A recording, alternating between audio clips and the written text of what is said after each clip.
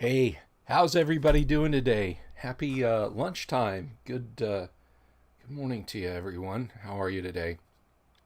Hope you're doing just fine. I'm doing just great. I am coming to you live on my brand new Elgato camera boom, which I finally got set up. I'm very happy about. I don't have to use the tripod anymore.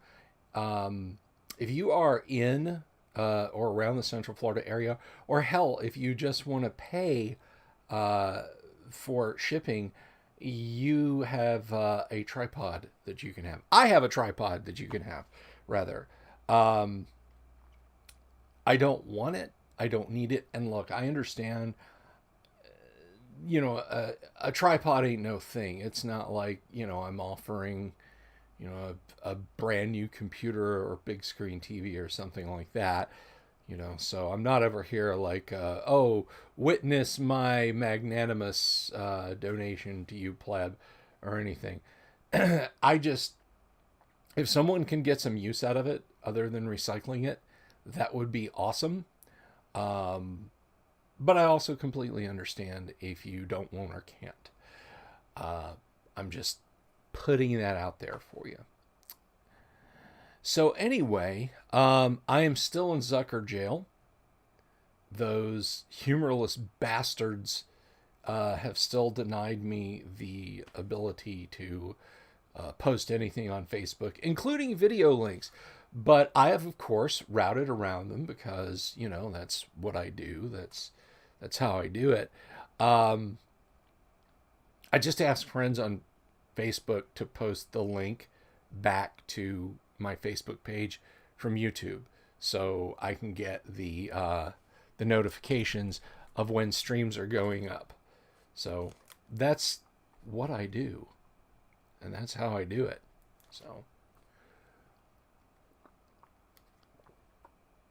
So what can I say from the bottom of my black little heart? But up yours, Facebook. Granted, I can't post anything, but at this juncture, all I really want to post are links to the videos. So there we go. Um, what else is going on? Oh, yes. Let's talk about something pleasant now. I mentioned this the other day, and I want to mention it again. Um, so I have talked a lot about Gods and Monsters. They're not a sponsor of mine. Nobody's a sponsor of mine except me. Um, but I really love Todd and Anna, and they run an absolutely great comic and game emporium with a speakeasy type bar in the back that has to be seen to be believed.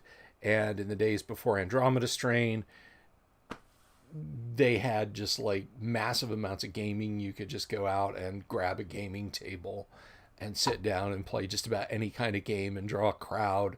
I would go down there and run first edition AD&D. It was loads of fun. Well, that's hopefully going to start coming back now. But if you're not in Central Florida, you might say, that's nice, Bill. You have a great comic book store. What does that have to do with me or the price of tea in China? And I'm going to tell you. Um, they are starting up a live podcast selling kind of thing, and it's on Pop Shop. So I'm gonna put the link to this, and then I'm gonna read Anna's post on the Gods and Monsters Facebook page. I'm still allowed to read, so I'm gonna go throw that in there. So I want you to go check that out after my live stream.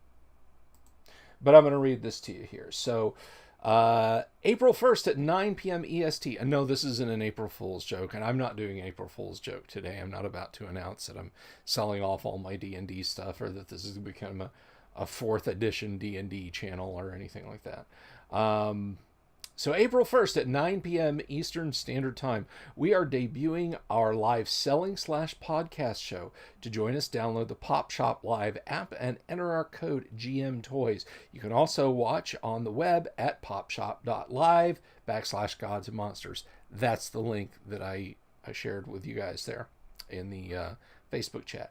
If you can't make it for our Thursday night debut, don't fret. We'll be doing weekly live shopping shows every Tuesday night at 9 p.m. Eastern Standard starting April 6th, highlighting hot new comics and trades, special back issues, mangas and anime merch, pop culture collectibles and toys, tabletop games, RPG books and minis. Now this is the important thing. If you're out of state, out of town, out of country, whatever, this is really cool. I think this would be awesome for you. It says, if there's a section in the store you want us to show you, we can give you a guided tour. We'll also feature discounts on select items each week not offered in store and host first dibs on new collection shows. So join Todd, Anna, Keenan, and special guests live talking comics, toys, games, and the latest fandom news while you shop for cool stuff to add to your collection. Just like hanging out at the shop, but without leaving the comfort of your own home. Now, doesn't that sound cool? I mean, you can shop at Gods and Monsters wherever you are. You guys can see the cool thing that I get to do all the time, but you get to sit at home and do it on the web. Can you do that with Amazon? Can you do that with Walmart or Target? No, you can't. So please do go check that out tonight, or later after they get it fully established.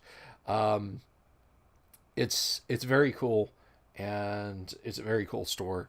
You should absolutely give that a look if you're looking for just cool stuff in general, the stuff that kind of draws us all together. So, to move on, I've been recapping my game day experiences at GaryCon 2021. I told you guys, of course, about Thursday night's Gamma World game, and then Friday afternoon's original D&D game. Saturday was, of course, a Slam Bang 2 first edition AD&D adventures, which I'm still getting positive feedback on. I'm not gonna read the name of the person who sent this, but I'm gonna read here from one of my players. I would have to say that this session was hands down the best session I had at GaryCon for the past 2 years. Well, thank you very much. And probably the most enjoyable overall that I have played in as an adult. I don't think anything will ever be the games as an early teen, scarfing down pizza, swilling beer stolen from her dad's fridge, and rescuing Heather Locklear from D&D Doom, all while AC/DC and Van Halen were playing in the background. I would never pretend to compete with the rescue of Heather Locklear to the strains of AC/DC and Van Halen while nourishing yourself on lifted beer and delivery pizza. It may not be official canon, but I'd like to think your KLF saviors brought us well south of the Flanaess to the continent of Antaria. Well, I'm not going to say anything more about that, about where you ended up. And hope to see you out there gaming in the future, as well as seeing more work from you being promulgated throughout the hobby. Well, thank you very much to one of my gamers for those for those very, very kind words. But there was more gaming than just Dungeons and Dragons that went on at GaryCon, friendos. That's right. On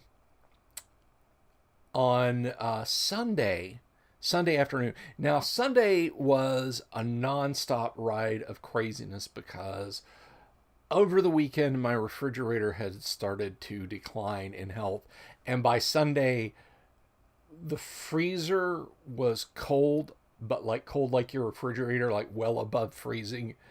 And the fridge was cool. Like, think of an ice chest half filled with those frozen blue ice things. Yeah. So before the game, I had to scramble and throw out stuff. And then I had to call the Lowe's and get in, because our refrigerator was 12 years old. It was on its way out anyway. And so, I had to get an estimate on whether or not they could fix it. And then I had to shop online for one, and so on and et cetera, and set all that up. And then I had to get ready for the game. Now, Sunday's game was a game that I've talked about a lot here. It was Twilight 2000. Um, Twilight 2000 is, if you never heard me rave about Twilight 2000, I will tell you now. Twilight 2000 is a post-nuclear war game where the remnants of the United States military scattered around the world is trying to survive, or possibly get home. Um, there's no there's no set overall end game kind of goal. You know, it's kind of like sandboxy Dungeons and Dragons. It's a lot like Dungeons and Dragons. I have maintained for years that Greyhawk First Edition AD&D is set in a post-apocalypse setting. You are there after the great times.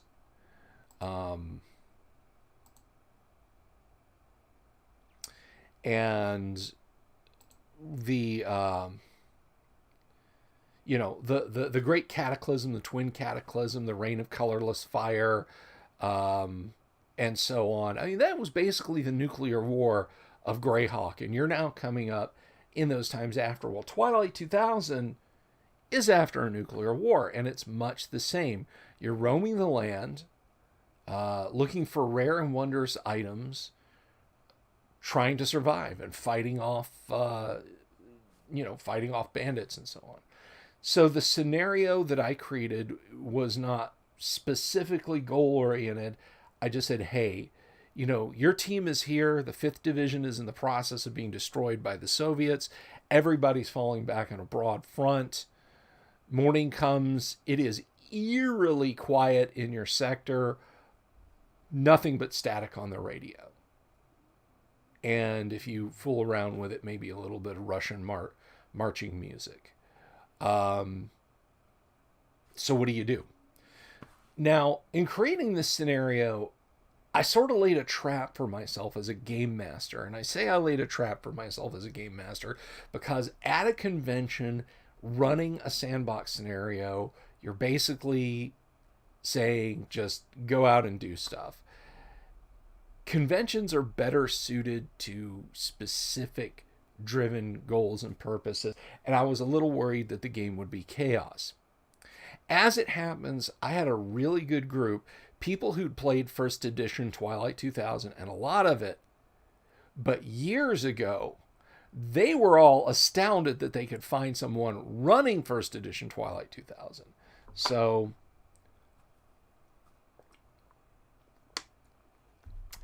I had that set up. The biggest hurdle that I faced in setting up the game was how was I going to pre-generate characters? Now you might say, Bill, you had months. Why didn't you just slowly generate the characters over time? Nobody does that. Everybody scrambles and panics to generate characters and get ready for their games. The mighty Paul Stormberg, I remember bumping into him at GaryCon 2018, and Paul saying, "Yeah, I've got to get NNN characters ready for tonight's game." So, yeah, I don't miss me with that whole, why didn't you just make them months beforehand? The problem with Twilight 2000 is that so many of the characteristics are figured. And if you're not familiar with what a figured characteristic or a derived characteristic is in a role-playing game, sub-characteristics depend on the figuring of other characteristics, like strength in Twilight 2000 is what is it? Con plus stamina. I think maybe, yes, con plus stamina divided by 2. That's an example. Like, um, let's say D&D had a stat called mental persuasion that was based on wisdom and charisma. Where you take your wisdom and charisma, add them together, divide them by 2. Fortunately, that wasn't a thing in D&D figured characteristics, but there's lots of those, and a bunch of them are really, really, really wonky. And it is a slog creating characters. And I was like, damn, I'm going to be up till 5 o'clock Sunday morning making characters. Well, Saturday evening, or well, not even Saturday evening, Saturday night, really, in desperation, I Googled first edition Twilight 2000 character generator. And wouldn't you know it, I actually found an Excel spreadsheet that does it. So let me see if I can find this real quick.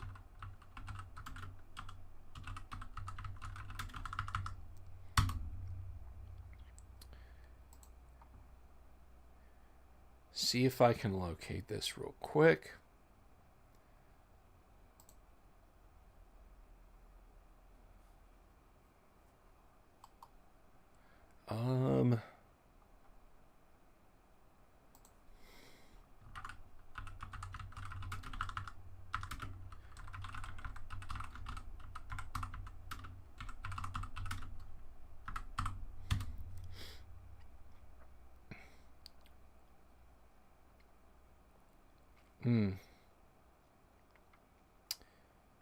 Okay, this is all new stuff.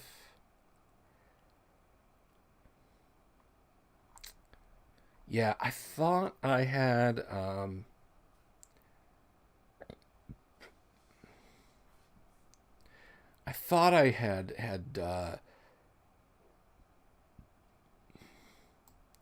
me see.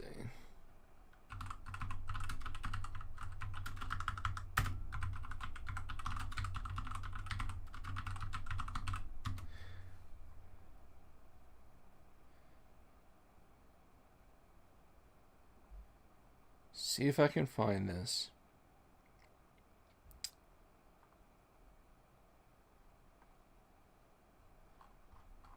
All right, well, I will share it another time. But the point is, I found this Excel spreadsheet and I was able to input it, or I was able to input the blocks of character stats that I already had, and just boom, it just auto-generated everything. I had to make a couple of decisions here and there because Excel is good at four function math. I mean, it may do trig and shit like that. In fact, it probably does. Not that you need trig for Twilight 2000, but like comparative analysis of numbers and that sort of thing. However, you express that it was not done in Twilight 2000. So I did have to make a few decisions. But after inputting everybody's stats, it spit out how many buy points for skills I had to do. So all I had to do was go through and buy blocks of skills, which was really easy. And then boom, the characters were done. And for equipment for the team, again, I could have gone through and I could have said, oh, okay, well, I got to buy like down to the tent pegs, down to the individual bullets, down to the single grenades, the single band-aids, and so on. I said, look, I rolled for the vehicles that the team had, an M113 and a Humvee. I said, your M113's got a 50 cal on it, and your Humvee's got a 40 millimeter grenade launcher on it. Anything you reasonably need to operate as a team that would have been organized after the initial nuclear strikes, you guys have got anything within reason. You've got it, you've got a few anti-tank missiles. I would have figured you would have probably grabbed a few of those from supply. You've got a couple of weeks worth of food. You've got so on and etc. Hey, Paul posted at me on YouTube there. Hi, Bill. Hope you had a great GaryCon. Almost as much work as being there. Less friends to talk to, however. Yeah, yeah, yeah. It was very much like a real con. I mean, like a real in-person convention. But the point is, with this spreadsheet, I was able to easily create a number of characters, and I was very happy about that. Um, so my thought with this Twilight 2000 game, first of all of my players were ex-military, and they had all played Twilight 2000 back in the 80s when they were youngsters.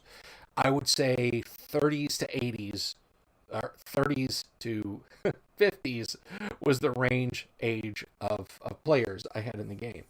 Um, so, um,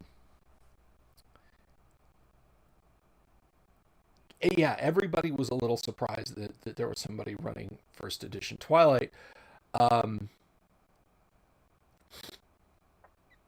but I honestly thought they would want some solid objective, like, here's a group of Russians.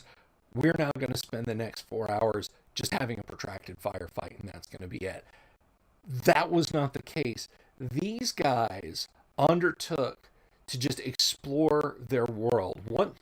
I kind of started off with sort of a Goddardammerung explanation of what was going on. That, you know, the last communication they'd gotten from the army was to hold a specific bridgehead. That rare events was going to happen. They were going to get a final defensive fire airstrike just in forward of their position during the night, and it would enable them to withdraw. The airstrike never came. Like I said, eerie calm the next morning. So they pulled out of their position and proceeded to head back west. And then there was a lot of in character debate about what to do. You know, it was not like, yeah, you know, we're just gonna move west. We're just gonna avoid enemy contact. Um, but they really got into the role play aspect of it, and I was so happy about that, man. It just I just like I couldn't stop smiling about how into the role play aspect of it. That they found a Soviet, they found a Polish settlement and went in, and there was there like the players all broke up in groups. Like, one guy went over to the little ad hoc hospital in the village, and another guy went to see the village headman.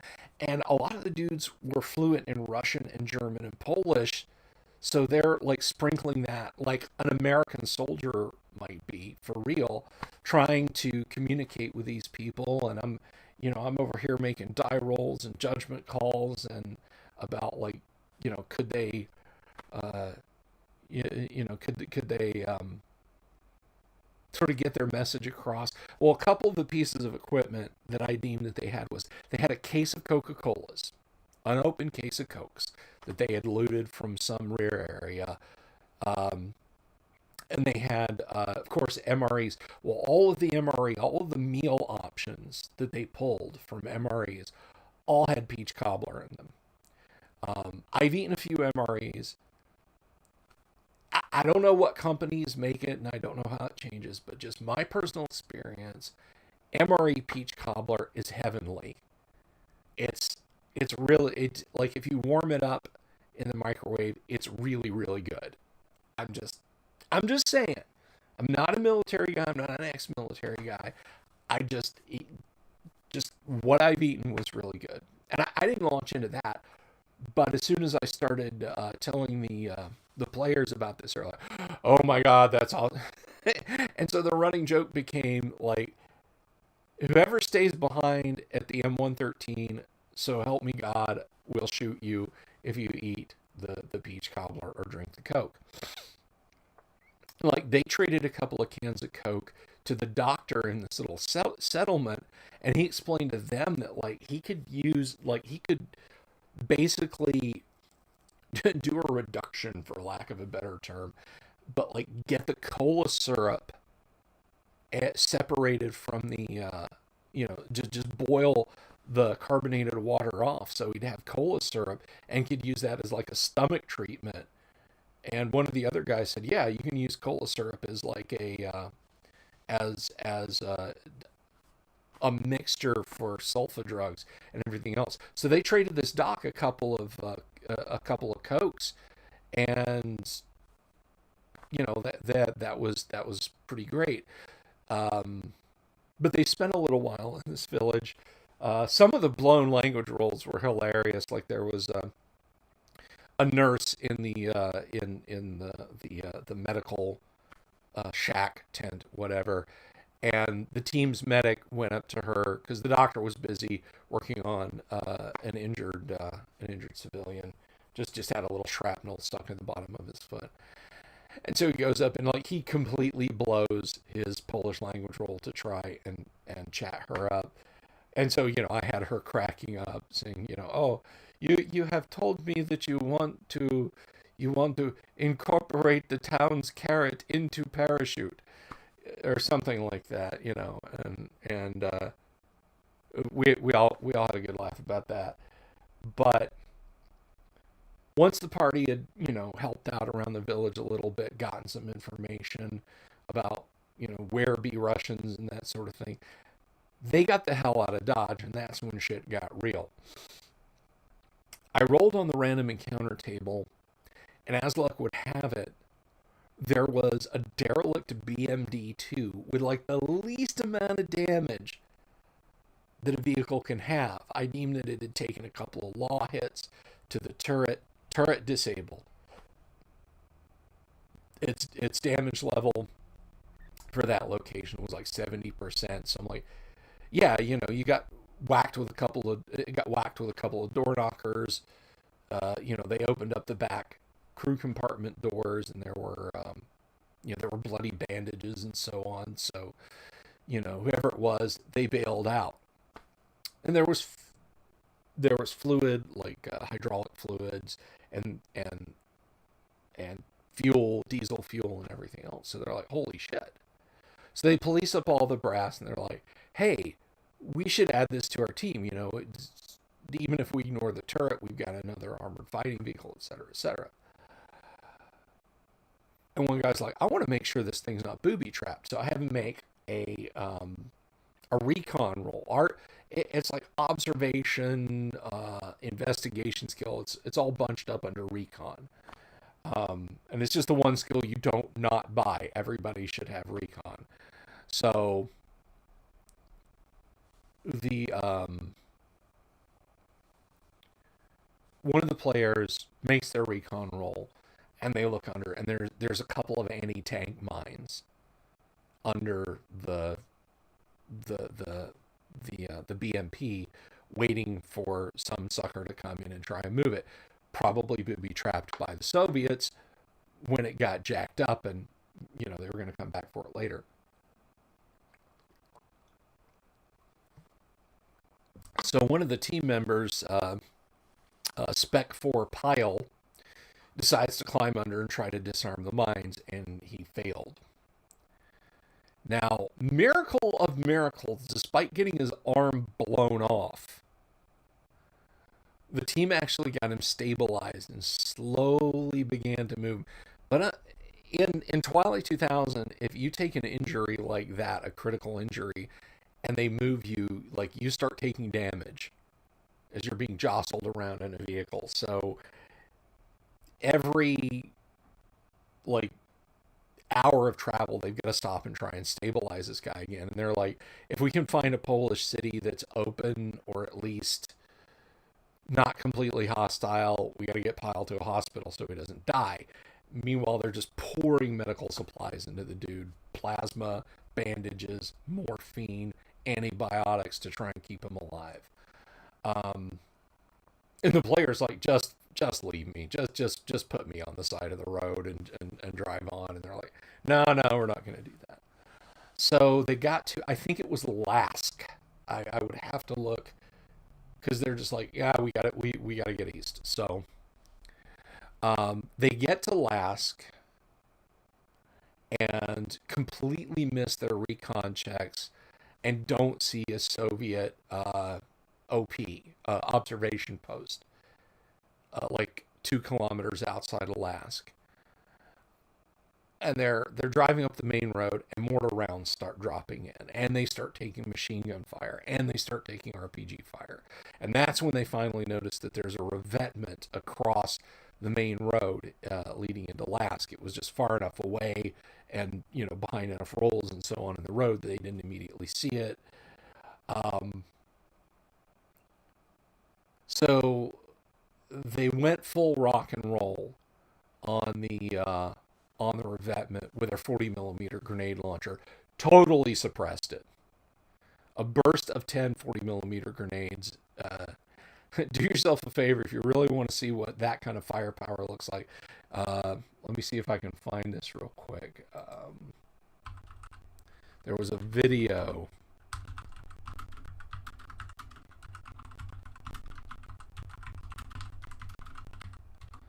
There was a video that I found.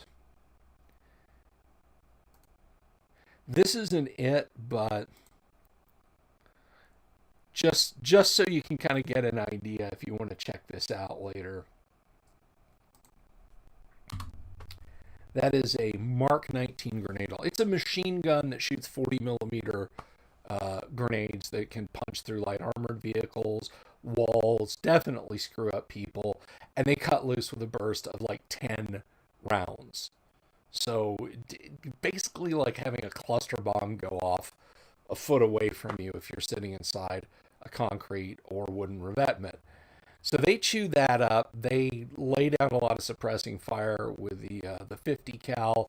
Another RPG comes streaking out of a building in town, and they're like, "Well, Lask is not the place we need to be." So they withdraw under 120 millimeter mortar fire.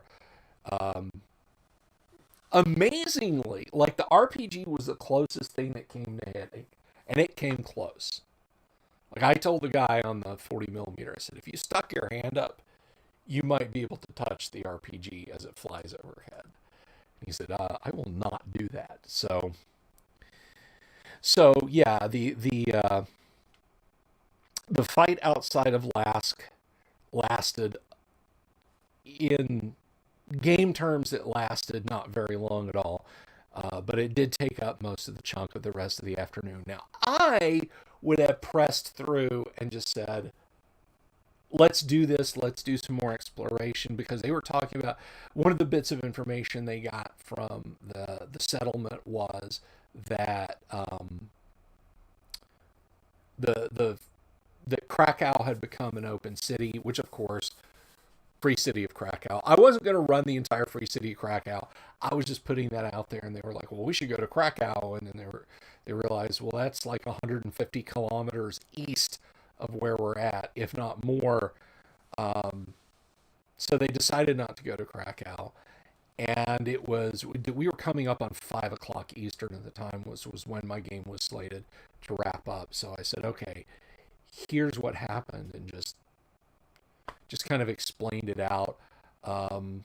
I was feeling magnanimous. I decided that they did get pile stable enough.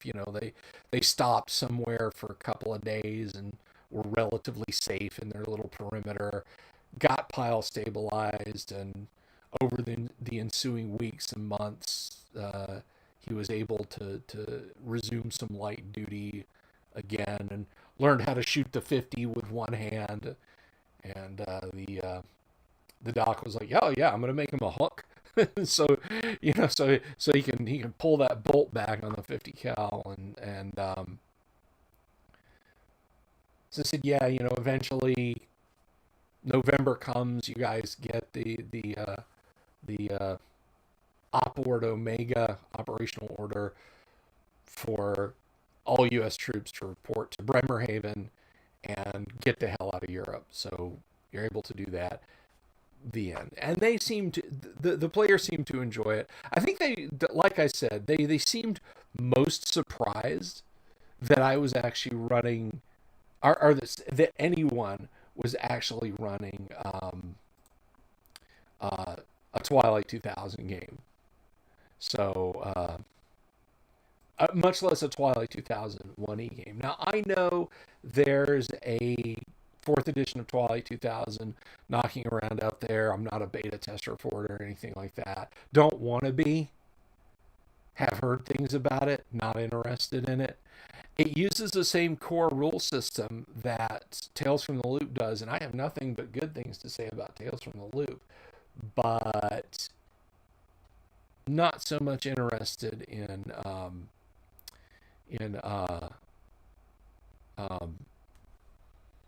a Tales from the Loop engine powered Twilight 2000. Although a buddy of mine ran, excuse me for yawning, a buddy of mine and a friend of the show, Rusty Schaefer, ran Aliens set using that same system and said it was delightfully grimdark. So maybe I'll check it out. But yeah, version 1 was mine. I'm sort of glad the team like didn't start out with an Abrams tank, and we didn't wind up having to have a tank duel. Now, I would have done it, I would have run it, and I bet it would have been a lot of fun, but I didn't. It would have been difficult running a tank battle. My armor combat chops for Twilight 2000 are still a little rusty. Once you get above just bullets shooting at each other and you start talking about, okay, well, is this 30C because it's a heat round? You know, is it a burst? Is it blah, blah, blah. So I'm kind of glad we didn't have any direct armor versus armor action. The guys were like, yeah, we're in M113. We should shoot ourselves now. And I'm like, oh, come on, man, you know? And like, I don't subscribe to the, you know, an AK-47 can shoot through an M113 urban legend. You know, it's aluminum and it's that thick, and an AK round will tumble just like a an M16 round. So yeah, I didn't have any of that nonsense where, you know, oh, you're in your M113 and bullets are just flying through it. Now, like 50 cal or 51 cal in the case of Russian stuff, sure. But then a US 50 cal can punch through the armor of an MTLB or a BTR 50, 60, or 70. You know, slap rounds will just punch right through that too. You don't see people talking about about those being the worst armored fighting vehicles in the world either. So yeah, there was not any armor on armor. If they had a tank or something, yeah, I would have done it. I just would have bitten the bullet and said, oh, okay, all right, you know, we'll do some suitable armor combat, or maybe not.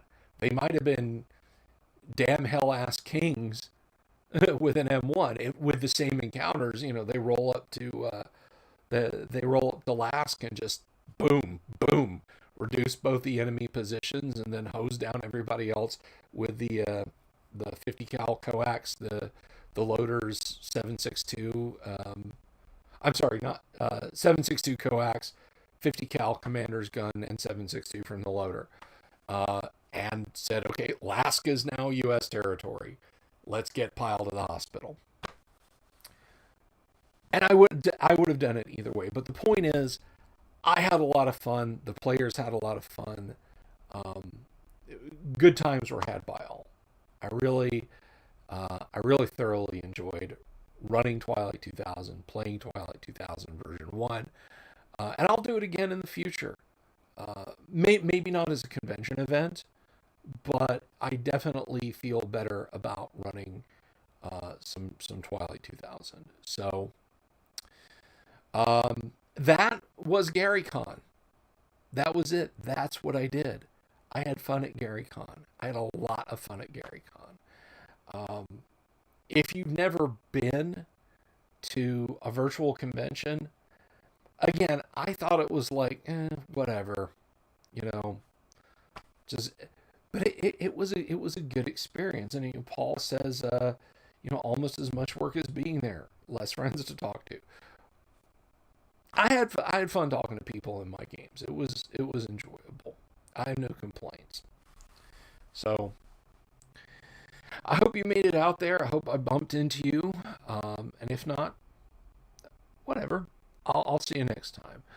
Um, Now, coming up, next week is next week. Tomorrow is just going to be put the feet up and chill.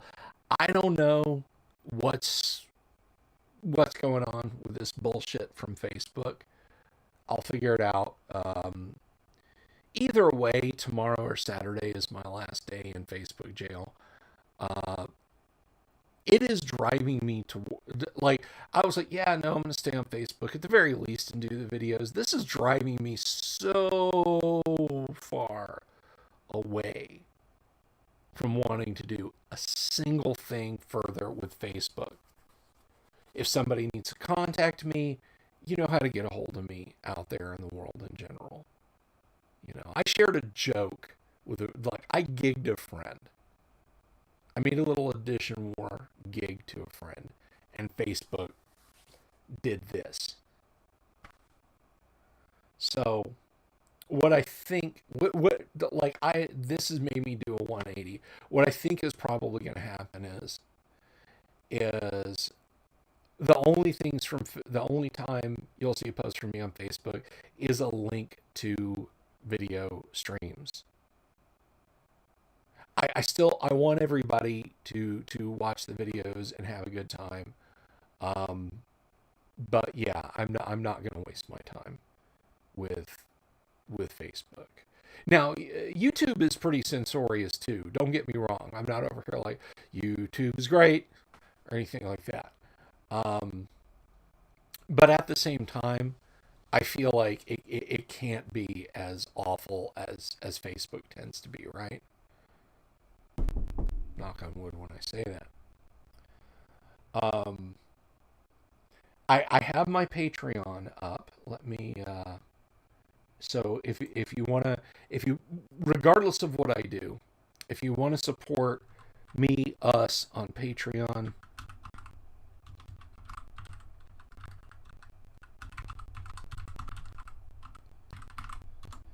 you can check out patreon.com/the Dungeon Delver, or is it the Delver's Dungeon? Let me see. Let's see if that works.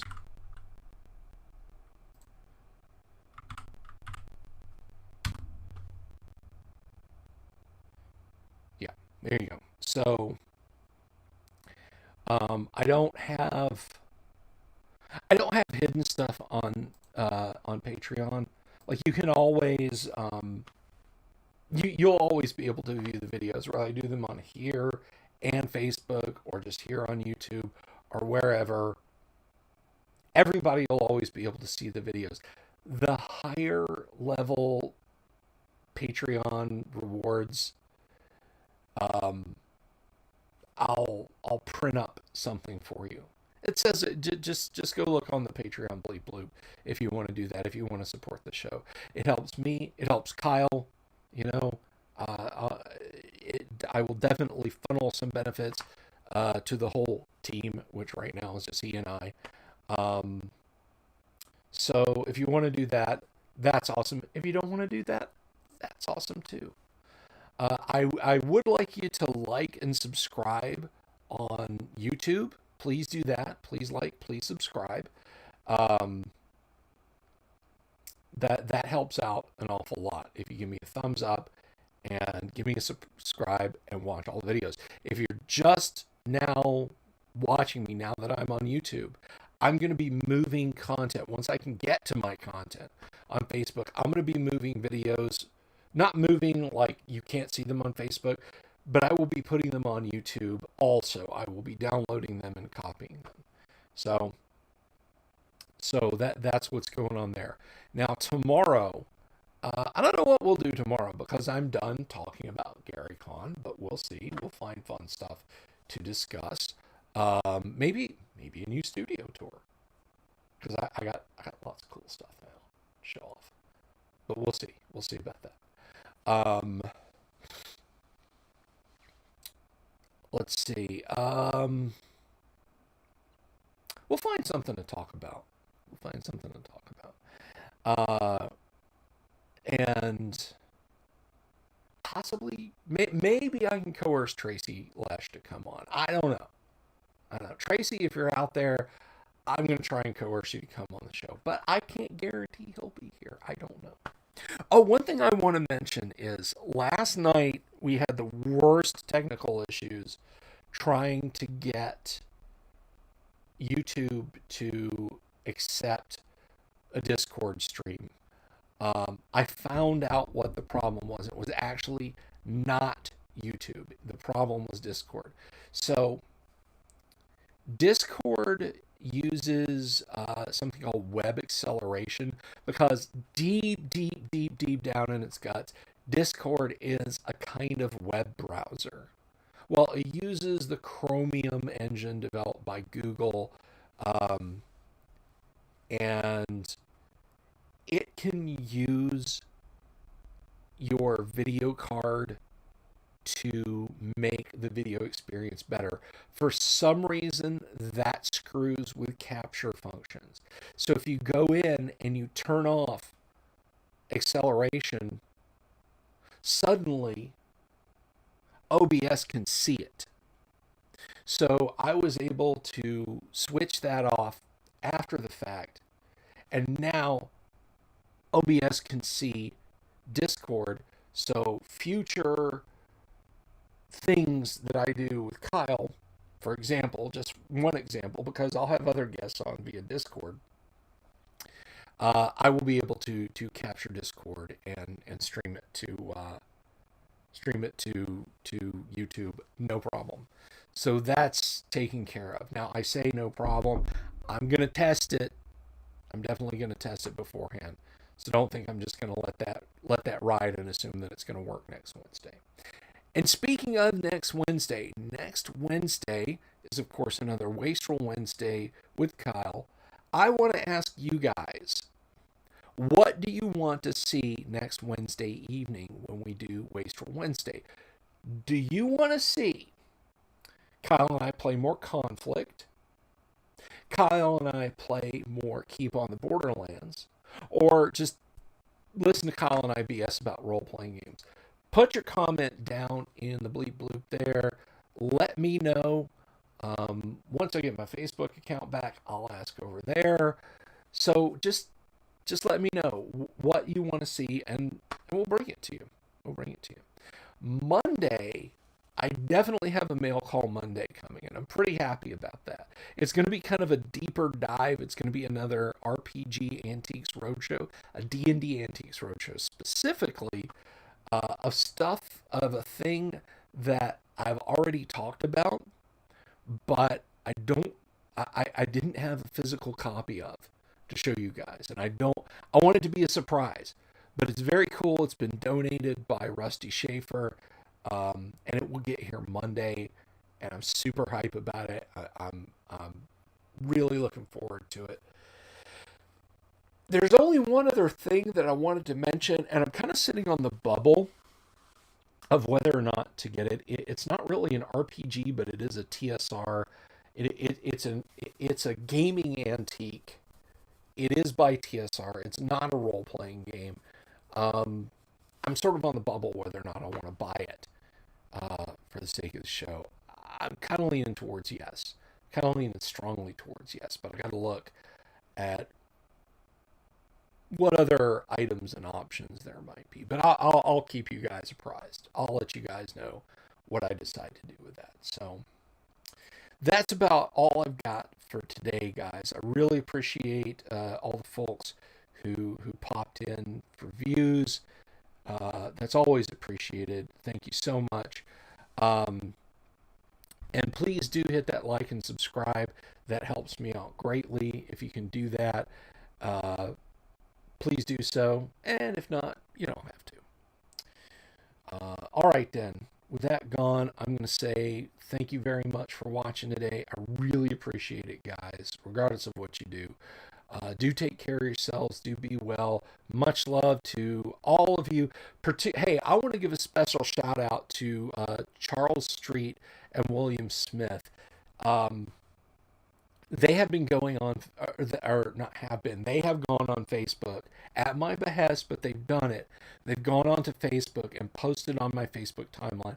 Thank God that I thought to leave my Facebook timeline open so anyone could post on it. But you can, in being able to post on it, you or anyone, I could send you to Facebook and say, hey, here's the link to the YouTube video that I'm posting up today, that I'm doing for today's live stream. Please go place this on Facebook for me. So I routed right around your bullshit, Zuck. So I was able to send it to people over on Facebook. So thank you. Thank you so much to William Smith. Thank you so much to Charles Street. I really appreciate it, guys. It's really helpful being able to just,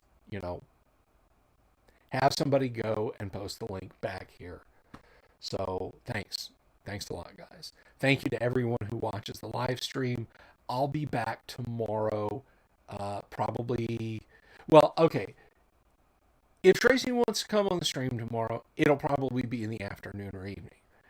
If Tracy can't, then it'll just be me around midday, just chilling out and BSing and having a good time. So, thanks again to everyone. Have an absolutely wonderful day. I love you all, and I will see you tomorrow.